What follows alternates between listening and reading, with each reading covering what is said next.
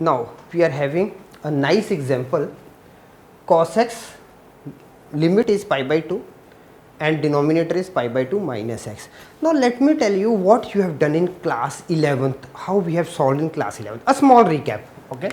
What we were having now, limit x approaches to pi by 2 cos x upon pi by 2 minus x.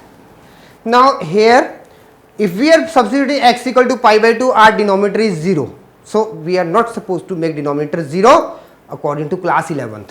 Okay, so what we have done it, let x approaches to pi by 2 minus h, where h approaches to 0. If you remember, this was what? By substitution. Okay, so limit h approaches to 0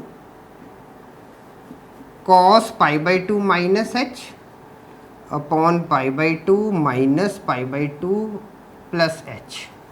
Limit h approaches to 0 sin h upon h, and this is 1. This is the answer. So this we have done in class 11th. What now we are going to do it in indeterminate form. Now here limit x approaches to pi by 2 cos x upon pi by 2 minus x. This is 0 upon 0. Okay, pi by 2 minus pi by 2 is 0 and cos 90 degree, that is 0, cos pi by 2. Now use L'Hospital rule.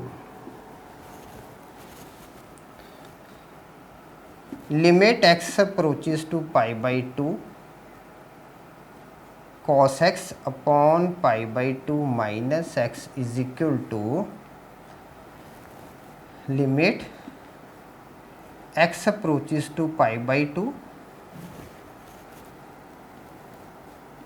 d by dx of cos x upon d by dx of pi by 2 minus x. Differentiating numerator and denominator individually. So what we are getting? Limit x approaches to pi by 2 negative of sin x